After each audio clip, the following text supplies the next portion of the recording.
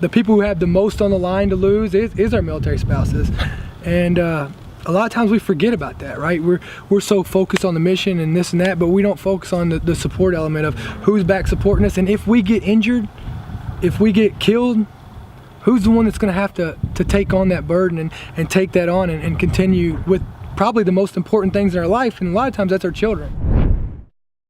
Hey, this is Phil Randazzo with American Dream U, and I'm here with my Airstream on the Endless Caravan Tour, and I'm outside of Dakota Meyer's house, the Medal of Honor winner, and super excited about interviewing Dakota and just having him share some insights, not just on what he did in the military, but also on being a dad and what transition means from the military. This is gonna be super informal. Man, are you good with that? I'm always good with informal. I'm not that smart, so. Well, this could be dangerous because I'm not either. So I'll compare high school grades. You don't want to do that. I mean, 1.8 my senior year. Yeah. Well, I mean, mine, I don't even know if I would have graduated if I didn't play football. Okay. So, I mean, I had that going for me. Yeah. Well, I was disqualified from playing sports, so the only reason why I went to high school was to play sports. I didn't know why they had classrooms. I mean, me too. I mean, if I showed up before lunch, it is a big deal. Yeah. Yeah. So you must have been good. Oh, well, I wasn't bad.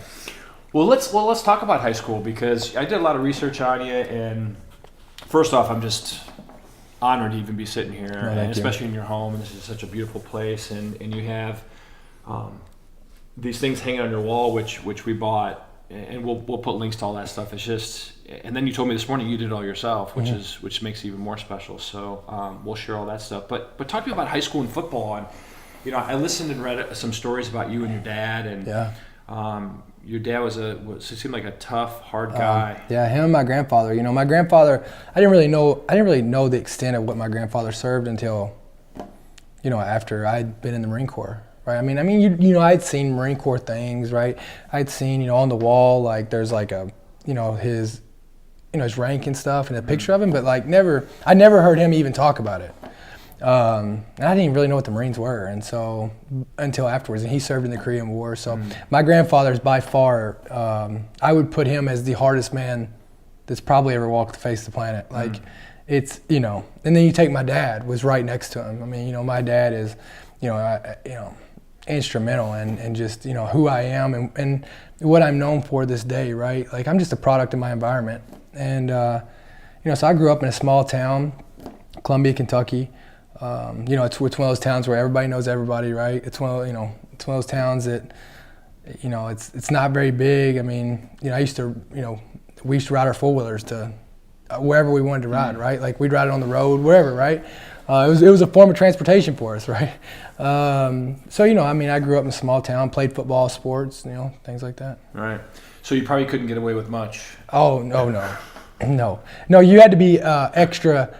You had to be really good at getting away with things. If you get away with it there, listen, you're really good. Right. Yeah, extra level of tactical sneakiness, I'm sure, being in high school and in a small town.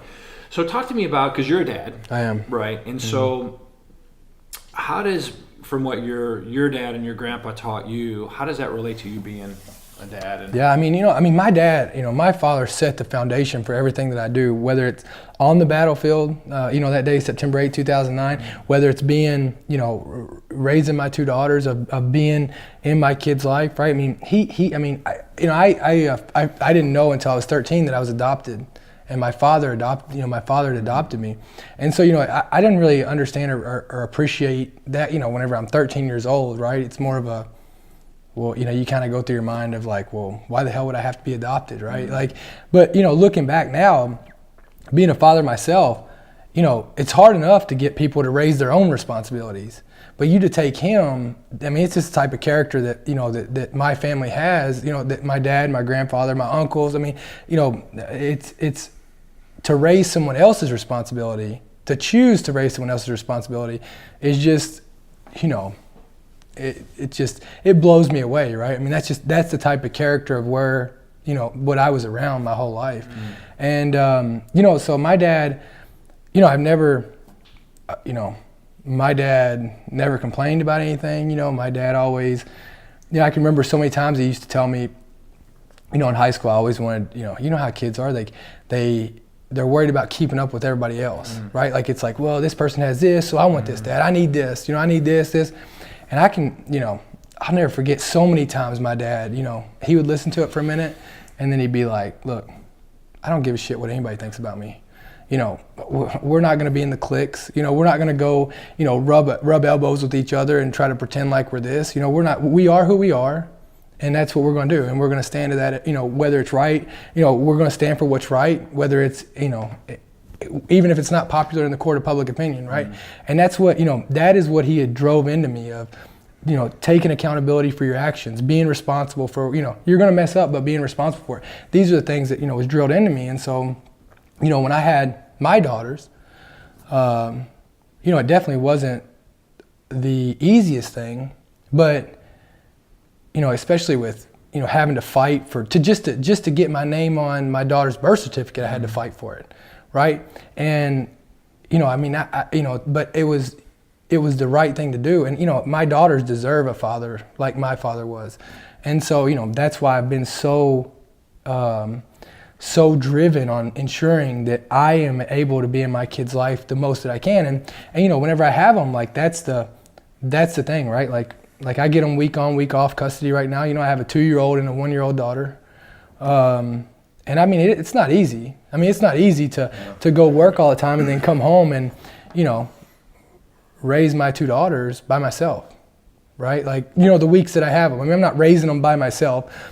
Bristol has them every other week too. But, to come home and be a father and do that, right? Especially on the road like I am, it's tough to do. But, but my daughters deserve that. And so I think that that's what my father instilled in me of ensuring that my daughters got what they deserved, and they deserve, a father that they deserve to know how much that they're loved and cared about. And so that's what it comes down to.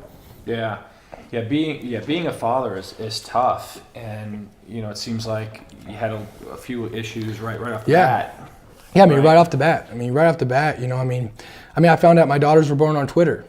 You know what I mean? Like, and the fight from the beginning. But I'm telling you this, like, it's just a test, right? Like, it was just a test. It was just a test to.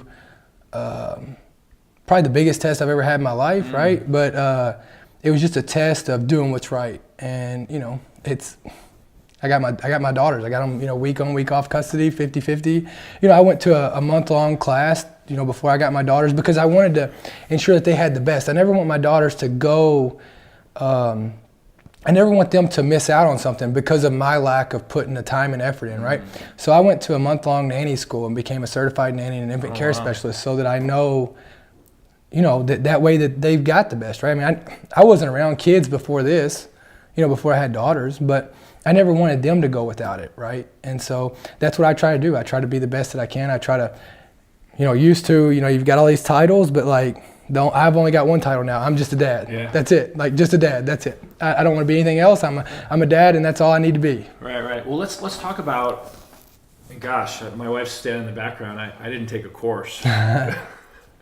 I probably should have, and I really struggled when they were really little because I'm like, what do you do with them? Yeah.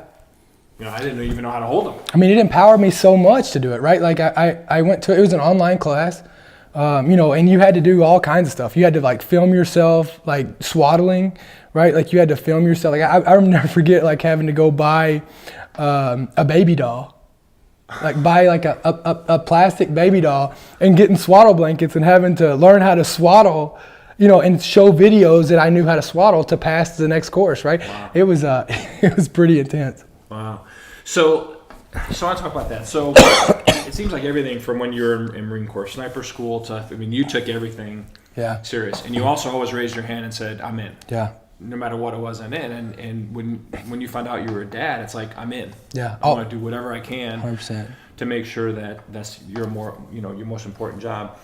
But you said a whole bunch of things in there, and I want to talk about because our organization works a lot with transitioning. Yeah. Marines, soldiers, sailors, airmen, all that, and it could be a difficult transition. And I imagine yours was. Oh yeah. With everything going on, had to even add another level of absolutely of difficulty. So talk about your transition, and this is going to go out to literally thousands of men and women in the process of transitioning. Yeah. So can you share a little bit about that? I mean, people think, the perception they have is that I got the Medal of Honor and then got out. And it wasn't that way. Like, I didn't know I was getting the medal until a year and a half after I got out of the Marine Corps. And so, my transition was like anybody else's.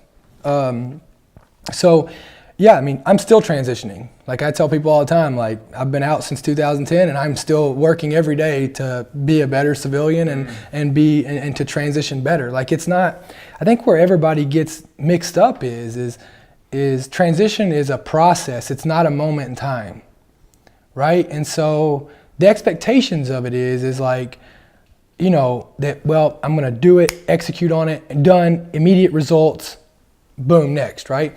And that's kind of what we do in the military, right? We a lot of us, we want to see progression, right? Like instant progression, instant feedback. And so that makes it tough because that's not how it is in transition, right? Like you're making moves today, that are going to, make decisions and put you in a position, 5 years down the road. Right? And I always look at it as like land nav. You could be 1 degree off right now, and it's not that, it doesn't look like it's that far, when you walk 100 yards. But if you walk 100 miles and you're 1 degree off, it's a whole different change, right? And so, that's what I always talk about with transition is like it's a process. It's not a moment in time, and putting in realistic expectations. But like, here's the thing. I always talk about transition, and I don't want to. I think that we build it up and we make it something that it's really not, right? Like, yes, transitioning out of the military, it's the hardest thing I've ever done. But guess what? I have to transition all the time. Mm-hmm. And we transition into the military, and while you're in the military, we are the masters at transition. We're transitioning from country to country. We're transitioning from base to base. I mean, we're like, and guess what? Transition doesn't stop when you get out. It's like getting out of the military is not your last transition. I transition to be a father. I transition every day. I transition every day with my kids on what is the next thing to deal with them, right? I transition with work. I transition with relationships. You're always transitioning. And so when you put that in, because I really believe that there's transition anxiety, right? Like I think your immediate response when you see these, I call them warriors, right? You see these warriors get out. I don't think you can really diagnose what the PTSD part of it or the PTS. I think you have to let it settle in before you see it, because I think that initial response out is the transition piece of it, right? It's not I don't think I ever really started seeing the PTS stuff, really the effects of it, until probably 8 years later. So, I think we got to call it what it is. And because here's the thing. Our veterans, they are the best at going in and taking problems head on. You just have to lay them out for them, right? And I think once we simplify this down and say, hey, look, here's exactly what the expectations are, here's exactly what the problems are, they can start fixing them, right? Does that make sense? For sure. And I think what we do is we build this up. It's like, well, here's transition. And so they don't really, there's not a problem that you can lay out in front of one of our men and women who's wore the nation's cloth that they're scared to take on. I mean, they've been willing to take on the most nastiest people on the face of the planet. I think the problem is with transition is the unknown. Yeah, I was just going to talk to you about that. It's the unknown, right. and it does make people like us who want structure, who want definite, who want to know where we're going, goal-oriented people. The unknown is the scariest part for us, and so I think that's where you get it at. But I'm not dropping it down and saying it's less than what it is, because it is a huge task. It's the hardest thing I've ever done. But so I teamed up. That's where I teamed up with Toyota and the U.S. Chamber of Commerce, because when I got out, I realized there wasn't too many job openings for snipers. But understanding the skills that I bring to the table, and what does being a sniper, what are all those skills that make up being a sniper, it's a lot bigger than that, right? And so being able to translate what I did over to what civilians understand, that's part of it, right? Yeah, and we just talked about that, and my good friend Charlie Hone is here helping record this, and we were just at Fort Hood just a handful of days ago, and they talked about the unknown, scary, and also that loss of identity. Well, yeah, I mean, you look at the military, right? You look at us in the military. I mean, I can go get my uniform. I can walk into a room, and when we have our uniforms on, we wear our identity. We never have to talk about ourselves. I don't have to walk in and tell you who I am. I walk in that room, let's say I got my dress blues on. I can look at over your left chest. I can see where you've been, what country you've served in. I can tell if you've seen combat or not. I can tell your rank. I can tell how long you've been in if I go down your sleeve a little bit more, right? I mean, your whole identity, I can tell what branch of the service you're in, right? I mean, your whole identity is on your chest. It speaks for you. And that's who we are. I mean, I still walk around. Yes, being a father is my number one title. But I mean, being a United States Marine is what has forever changed my existence and what I'll forever be. And so part of the problem is part of the challenge, I won't say a problem, I don't think that there's any problems that we have in the military, but I think the challenge that we have is getting out and hanging that uniform up and letting it go, right? Like, I'm still a Marine. I've still done those things, but now I need to go be a civilian. Now I need to go be, I was at best I was a decent Marine, but I need to go be an incredible civilian now. Now it's time to hang that up, and what's the next chapter? And that's the hardest part that holds people back so long, is they still want to get out, and they still want to talk about what they did in the military. And it's like, that's great stuff, right? Like talk about it every chance you get. But don't justify who you are today by what you did back then, right? I call it the Uncle Rico syndrome, You talk about that Uncle Rico who comes in and he's still talking. I mean, we all have that uncle that comes in at Thanksgiving coming up, who's still talking about how many yards he ran for in high school, right? Or the records he set. Glory days, right? And it's like, what are you doing today? Why are you still talking about that? Let's talk about what you're doing today. And that's the same thing with the military. Like, I had to get out and let that go. It still is, it still defines me every day, but I have to be focused on what's next, right? There's a reason in your vehicle that your windshield is way bigger than your rearview mirror. Mm-hmm. And yeah, those things are like resume points, but what am I doing today? Where am I going now? Right? And the sooner you can I'm not saying let it go, but the sooner that you can close that chapter, the sooner you're going to go on. Well, let's talk about what you're doing with Toyota and the U.S. Chamber of Commerce. Yeah. Because I'm a small business owner. I have some companies with a dozen employees, and one I'm a part owner with a couple hundred. Man, just getting people to show up on time. It is. It's a challenge. I mean, we just heard that there's companies actually paying people to show up on time, oddly enough. Yeah. And that's a story that a young Marine or young soldier or anyone could just tell. It's like, listen, if I'm not here 10 minutes early, I'm late. Yeah, of course. Kind of a thing. And so talk about some of the work that you're doing over there. Yeah, so I work with Toyota in the U.S. Chamber of Commerce with Hiring Our Heroes, right? And we started back in 2010. It was, we're still going strong. It's basically what we do is we're trying to link up, corporations and that side of educating them on what, service members bring to the table, along with getting a better product out of the military. We've got the package. It's just the wrapping that we need to do with our veterans, right? To integrate them in and to be able to educate them over on what, corporations are looking for. And, corporations, I'll tell you this, like they've seen the return on investment. It's not, I walk in, it's not a charity. I mean, we are not charity cases. Right. I mean, we are a good investment. We are an investment in a company that we bring skills to the table that you're not going to find. I mean, here's the cool thing about service members is when you hire a veteran, I mean, the nation has already filtered through the best that America has to offer. Like, they've already filtered through it. And so, we've only got, the way I tell corporations is there's only 250,000 transitioning service members a year. I mean, you better get out there and get them because there's not that many. And that's the best America has to offer. So, we have a translation tool. We started with kind of a translation tool. We do a lot of job fairs across the nation, across the world actually.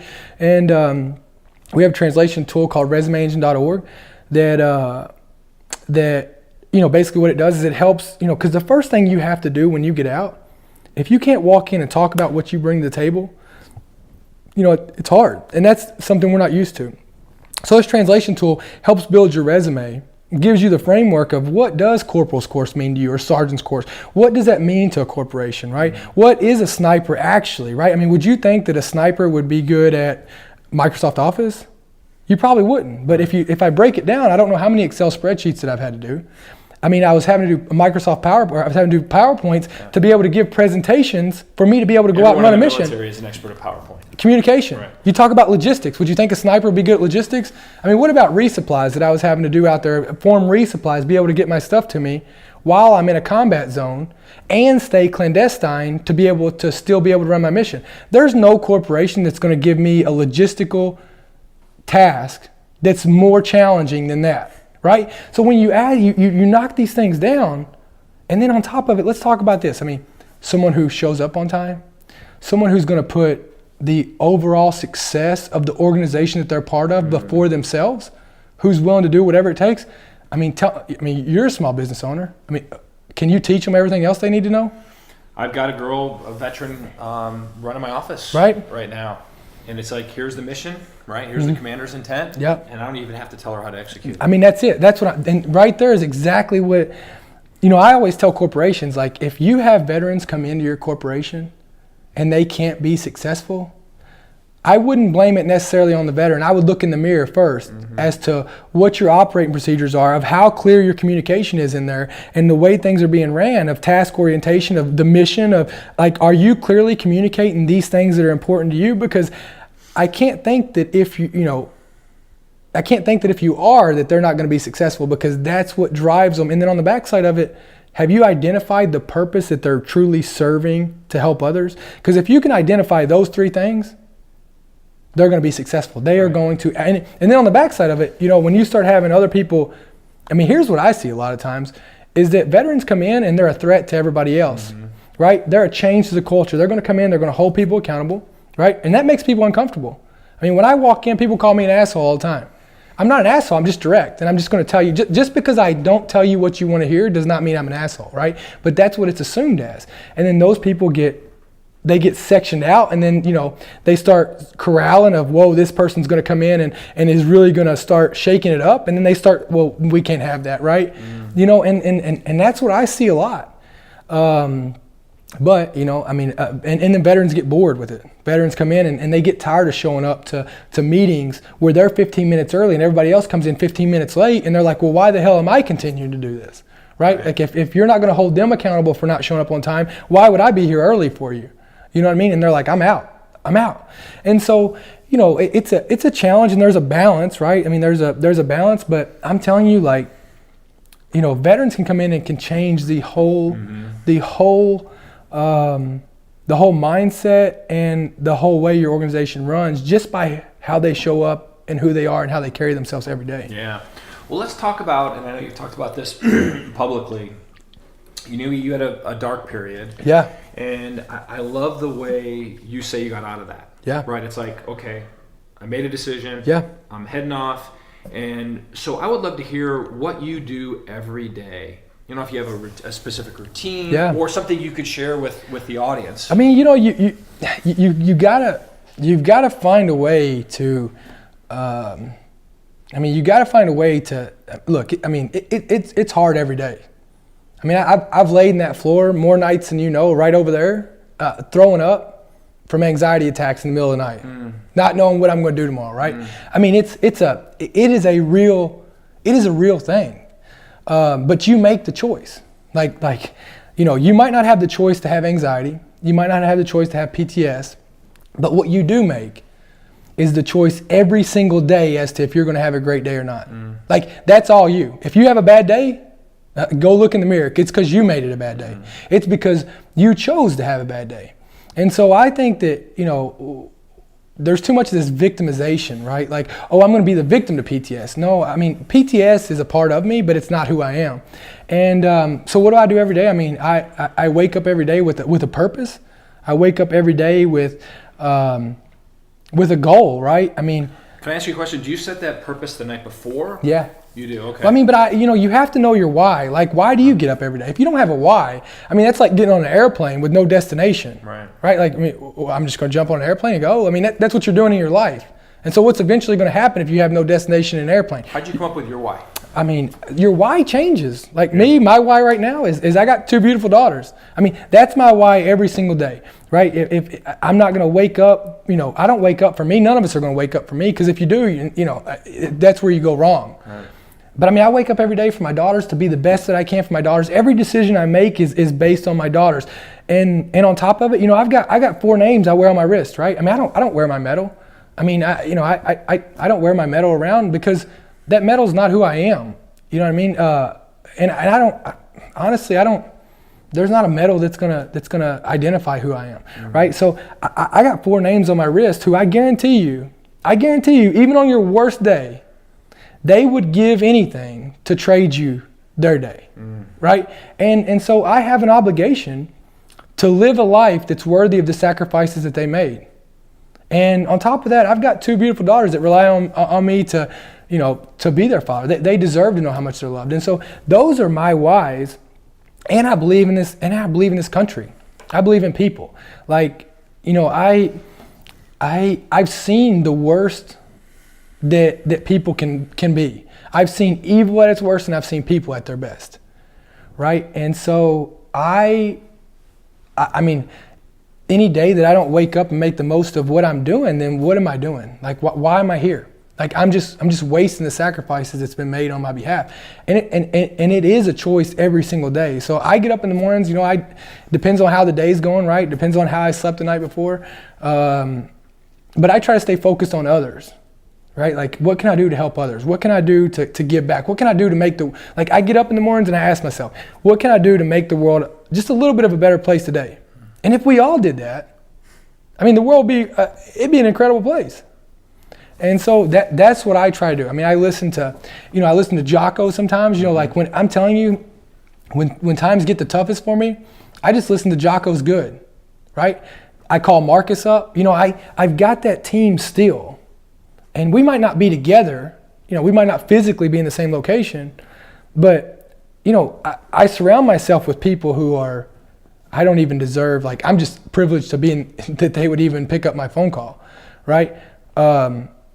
But people who live it, right? Like, and I don't surround myself with people who tell me what I want to hear. That's the other problem. Like, we get in these circles, right? And I'll catch myself doing it sometimes. And whenever I do that and I catch them feeding into my bullshit, I'll back up and I got to separate myself from them, right? You don't need people around you who are going to tell you what you want to hear. You need people around you who are going to tell you what you need to hear, right? Not the people who are like, oh, yeah, you're right. That sucks. Like, that sucks. You're so right. Like, I need the people in my life that are going to say, okay, yeah, it sucks. So what are you going to do about it? Right? Like, what are you going to do about it? Right? I need people to push me back to make sure I'm in my lane and being the best me. Everybody you come in contact with, every person in this world is a rock, right? Like, they're a rock. Like, they are literally a rock. And so every time you come in contact with somebody, they're going to do 1 or 2 things to you. They're either going to dull you or they're going to sharpen you. And the people who dull you got to get rid of them. Yeah. And that could be family as well. Well, I mean, and that's the one thing I learned at a young age. I put that in my book, is just because your blood doesn't make you family, right? Just because your blood does not make you family, right? Family are people who come in, they love you, who make you better, who support you, who hold you accountable. People who are, they got your back, but they're also not going to feed into your bullshit. That's family. People who want the best for you and who are going to stop at nothing and sacrifice nothing to help you and support you to be the best you, right? And just because your blood doesn't mean that they're all that. And so no matter what, you got to look around you at all times. You have to always be looking around you and getting rid of the cancers, right? Like, the cancers, the people who are going to come in who are toxic, and I'm going to tell you, to be successful and to live the best life that you got, I mean, you're going to have to get rid of some people you care about. You're going to have to get rid of some people you love, some people that you want what's best for them more than you, more than they want it for themselves. You're going to have to cut those people out in order for you to be able to go be the best you. But guess what? I mean, you have to be able to sacrifice what you are today for what you want to be tomorrow. Yeah. And what I hear a lot too is when I ask young Marines and sort of, I'm like, what are you going to do when you get? I'm going to go back home. And I'm like, who are you going to be hanging out with when you go back home? Yeah. And what it comes down to sometimes is that's the reason why they joined the military, was to get out of there. I tell them that all the time. I hear it, well, I'm going to go back home.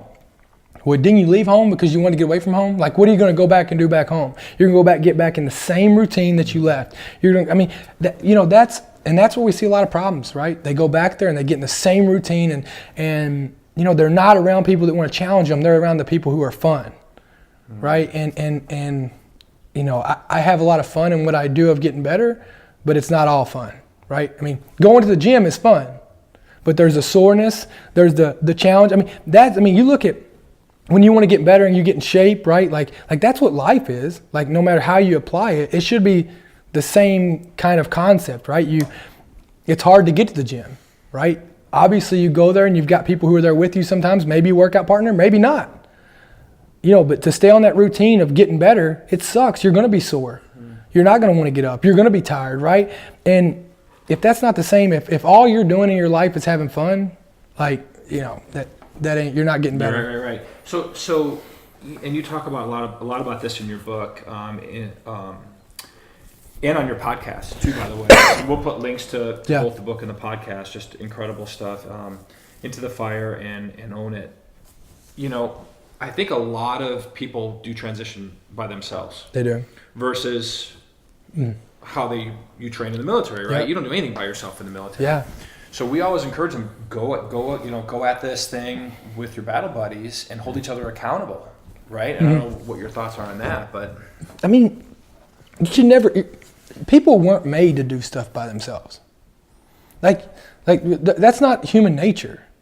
Like, you want us to talk about, mentally screwing someone over, put them isolated somewhere where they don't have any human contact. You know what I mean? Like, people are they're not wired that way. We're made, that's why we live in communities. That's why you go all the way back, you have communities, it's because we're meant to be together, and whether it's tribes or things like that, right? And so, find your team. You might not have the same team you were in the military, but find your next team. And even still today, I still have my support group. We have phones, call them, right? Hold each other accountable, push each other more. They share what you've learned to make each other better. And I think I agree with you. You can't do anything in life and be successful on your own, and we all need to rely on each other. But that doesn't mean you just have to rely on a veteran, right? I get so frustrated at these people who get out and they're like, I just don't have my brothers anymore. And it's like, well, okay, you do still have them. We can still be together, right? Like, and that is the hardest part. Like, look, nobody gets out of the Marine Corps and says, man, I really miss getting up at 2:30 in the mornings and waiting at the armory for a hike at 9 o'clock in the morning, right? Nobody misses the bullshit. Right. We miss each other. So go out and start looking, like, be accepting to still surrounding yourself with great people, right? Just because they're not a veteran doesn't mean they're not a great person, right? We all do our role. And so many, I had the same problem. I'm speaking about this from my own experience, right? Like, I couldn't go anywhere until I was able to stop with this entitled mentality. I got out and it was like, you owe me. I served this country. I've done more for this country than you have. Like, it was more of this walking around and just feeling like, not really feeling like I had something to prove, but just walking around like this you owe me mentality. And it's really not that way. It's not that way. Like, everyone did their part. Taxpayers paid my salary, and I went and did what I chose to do, right? Like, and how'd you weed yourself off of that mindset? I hit rock bottom. I turned around and I had to get rock bottom. And whenever I look around and I just see, like, all the stuff I was given and all the opportunities I've been provided, like now I don't even like people to tell me, like, thank you for your service, because it's like, why would you thank me? Like, I got to represent America. Like, you provided me the opportunity to serve my country, to go across the world and represent America in some of the worst places in the world. Like, you let me wear the nation's cloth. Like, I got to wear the nation's cloth. I had the opportunity to wear the cloth that is the beacon of hope for the world. We show up, and just because it says United States Marine, or because we wear that American flag on our shoulder, when they see that, people are like, I mean, that's what people hope to show up in their worst moments. And I just don't know, like, I don't know why people would thank me. I need to be thanking the nation. And, just because, my contract's ended, it doesn't mean my service is not still here, right? I mean, why would I was willing to fight for my country and try to make it better, the world better overseas. Why would I not come back and want to do the same thing in my community? Why would I not want to, I didn't just go into Iraq and Afghanistan to make it better for veterans. I was trying to make it better for the world, right? So why would I come back here and not do the same thing in my community or walking by? Why would I not want to make somebody's day better? Because that's all I did while I was in. Like when I was in, I didn't go over there and do the things I did out of hate. Whether I was going in and I was passing out soccer balls to kids, or I was going in and we were providing security so that we could do some medical treatment, be able to provide, some medical treatment to a local, village, or whether I was going in and we were taking out a bad guy. Like all we were doing was trying to make that place a better place at whatever that means. So why would I not come back here and try to do the same thing in my own community where I live, where my kids are going to be raised? Like why would I spend it walking around telling everybody that, well, I'm done. I've already served this country, so you know what I mean? Like you owe me. Like why would I not try to put that same heart into the place that I call home? Yeah, and it doesn't have to be a crazy, I gotta save the whole state of Texas, right? It could be your neighborhood, it could be your church. It doesn't even have to be that crazy. It could be you just waking up and being a good human being. Yeah. You just walking by and saying hi to somebody. You giving somebody a compliment. You don't know what that person's going through that day. And you could it could be as simple as walking out, buying someone's coffee for them, saying hi, not seeing someone on the side of the road, changing their tire. Why would you not pull over and help them? Right? Like treat people how you would want your kids treated. If your kid was, and look at it and look at them like that. That's the way I look at them. I don't look at them as kids, but I try to treat people, and I never had this perspective until I had my kids, right? But I try to treat people the way that if my daughter was on the side of the road somewhere trying to change her tire on a busy highway, what would I hope that somebody would do? Right? I would hope somebody would help them. And because guess what? Whether that person is 50, whether she's 20, 50, or 70, that is somebody's daughter. Or was somebody's daughter. That's somebody's mother. That's somebody's loved one. So why would you not treat them the same way you would want yours treated? Because guess what? If you wouldn't treat them like that, why would you ever expect anybody to treat your kids like that or your family like that? And so that's the way that I look at everyone. Like, would you want someone to open the door for your mother or your grandmother or whoever's important to you or your father? Like, how would you want them treated? And that's how you should treat everybody else. Yeah. Yeah, it doesn't cost any money either. It doesn't take money. Right. It doesn't take money. You know what I mean? It doesn't take money to be a good human being. It doesn't matter how much money you have in your pocket. It doesn't matter, how big your house is, what kind of car you drive. None of that shit matters. Right. And you learned that from your dad, right? He's like, here's our situation, and this is it. And I hear a lot of, again, young soldiers is like, I got to make money, Marines. I got to make money, And it's all about how they appear to be versus how they feel, or they just want other people to think that they're either more successful, they're doing well. And I think your father instilled in you that's a bunch of bullshit. It does, because it is bullshit. I have seen some of the richest people I know be the most miserable, lonely people I've ever met in my life.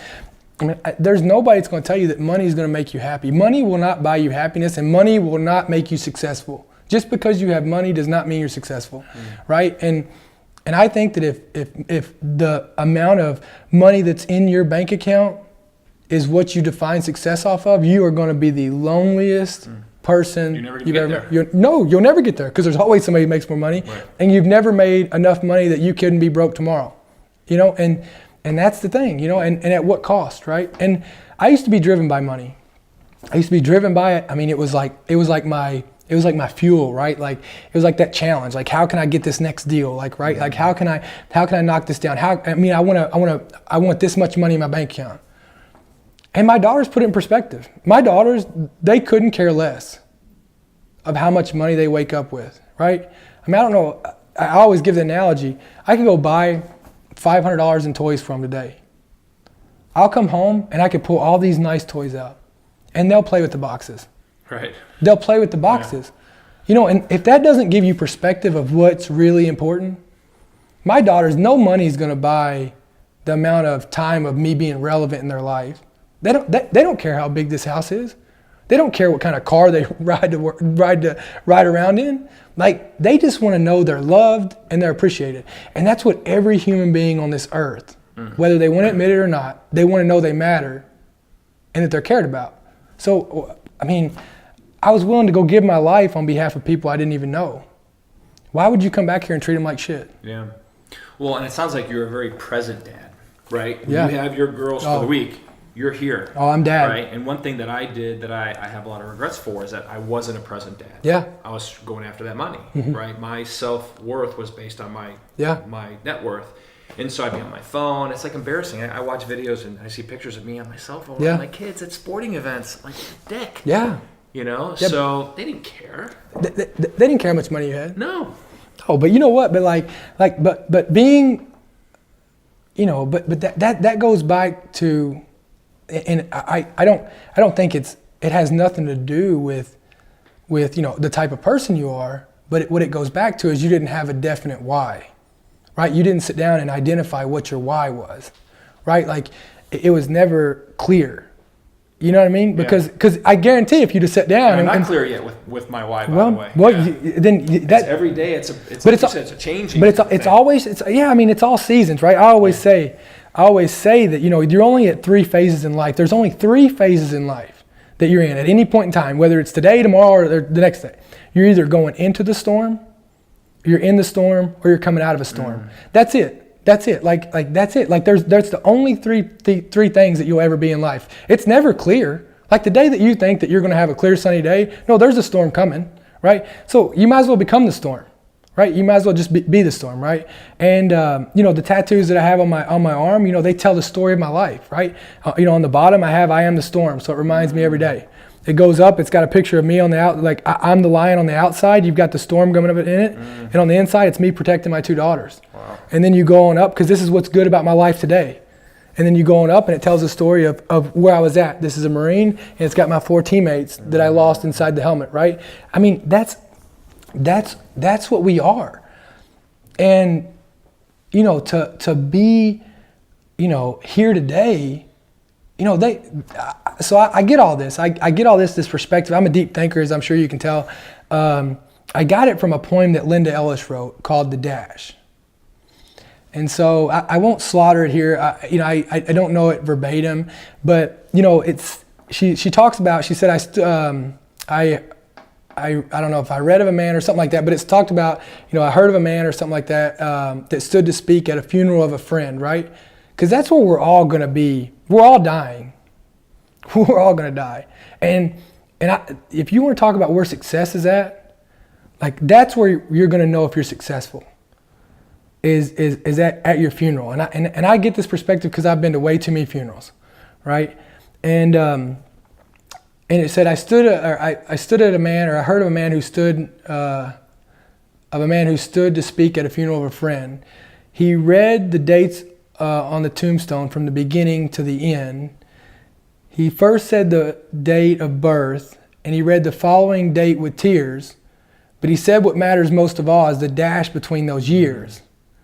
And she talks about how it doesn't matter, it matters not how much we own, the cars, the house, the cash.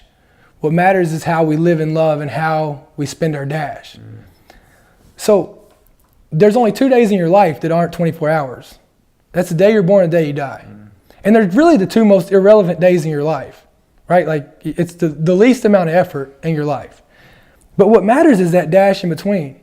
And you write that dash. You can't control how long your dash is going to be, but you can control what it looks like and how people are going to remember you. I mean, have you ever, and I started thinking about it deeper, have you ever heard of anybody come to a funeral that said somebody's title of their job? Or how much money they had, or how many houses they had, or how many boats or cars or whatever? No, they talk about the stories of how that person made them feel. And that's how you're going to be remembered, right? Like you're going to be remembered by what you did for other people.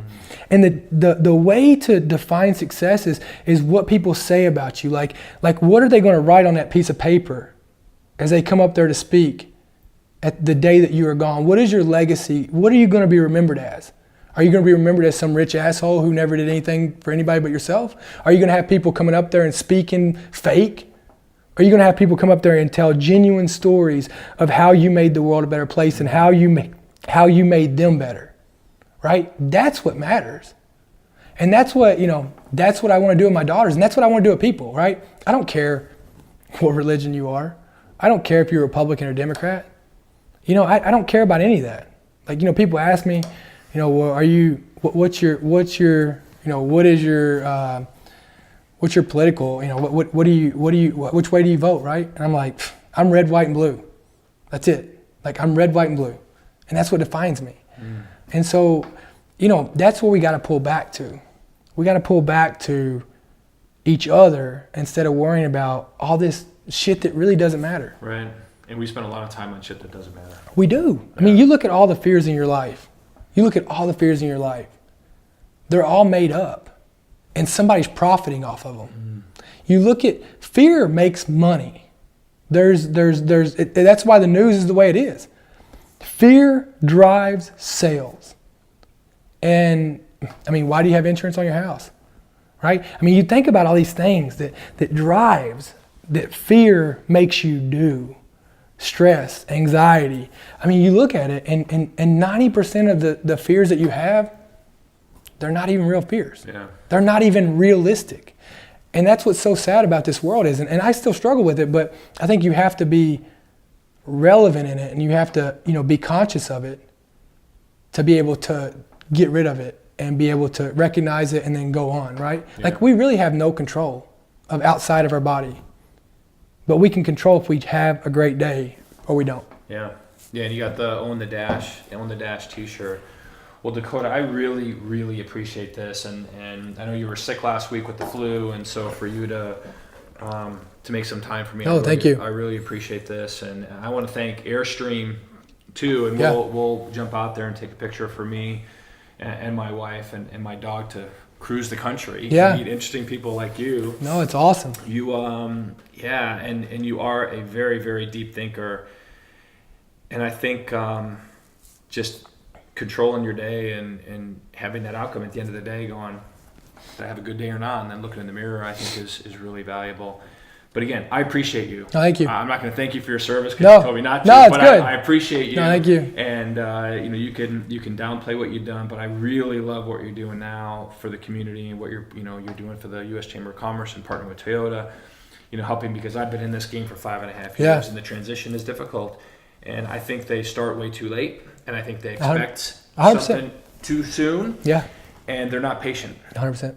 100%. Yeah. It's that would be the number one thing that I would change as far as the transition process for any service member is that they start earlier, right? Like, it takes us 3 months to go from being a civilian to a service member.